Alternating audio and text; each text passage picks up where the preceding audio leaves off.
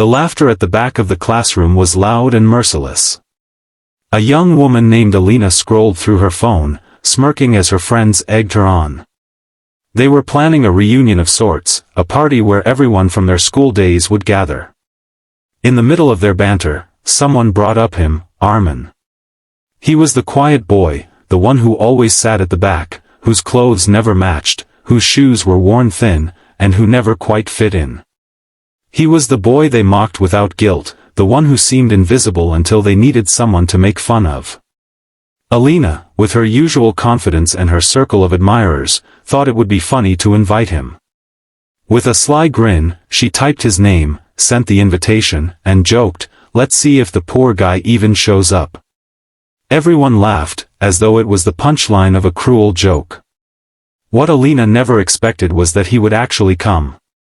But when the night of the party arrived, and the crowd buzzed with excitement inside the luxurious hall they had rented, a silence suddenly spread across the room like a ripple of shock. The door opened, and there he was. Armin. Only, he wasn't the boy they remembered. He stepped in wearing a tailored suit that whispered of elegance, a calm strength in his posture that commanded attention, and beside him walked a little girl, his daughter, her small hand curled trustingly in his. She couldn't have been older than 6. Her dress was simple yet charming, her smile shy but radiant. The two of them together looked like they had stepped out of a different world, a world no one had ever imagined Armin could belong to. And in that moment, every laugh, every insult, every cruel joke from their past came crashing back on them.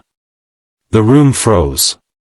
Speech balloon. Before we dive deeper into this powerful and emotional story, if you believe in kindness, second chances, and the strength of never giving up, please take a moment to like this video, subscribe to our channel, and share it with others. Your support helps us bring more heart-touching stories to life. As Armin entered, people whispered behind their hands. Some tried to mask their shock with shallow greetings, but their eyes betrayed the truth. They couldn't believe what they were seeing. The boy they had dismissed as nothing was now a man who radiated quiet success. He moved with dignity, not arrogance, but with the assurance of someone who had walked through fire and come out stronger. And his daughter, her innocent laughter as she tugged on his sleeve, only amplified the awe. But beneath his composed smile, there was a story. A story of struggle, of nights spent in darkness, of humiliation that could have broken him. Armin had grown up with nothing. His father had died when he was just a boy, leaving his mother to work tirelessly to keep them alive. There were days when dinner was nothing but bread and water, and winters when the cold seeped through the cracks in their small, crumbling house. He was bullied for his worn-out clothes, mocked for his silence, and laughed at for his dreams. Alina and her friends had been the loudest voices of that mockery. Yet, what no one saw was the fire burning inside him. Every insult fueled him. Every laugh carved determination into his soul. He promised himself that one day, he would build a life not defined by their ridicule, but by his own strength. He studied under dim lights when others slept, worked odd jobs to save every penny, and refused to give up even when failure seemed easier. Years passed, and life was not kind. He lost his mother to illness just when he was beginning to stand on his feet. The grief nearly shattered him, but then came the one thing that gave him reason to keep going, his daughter, Ayat.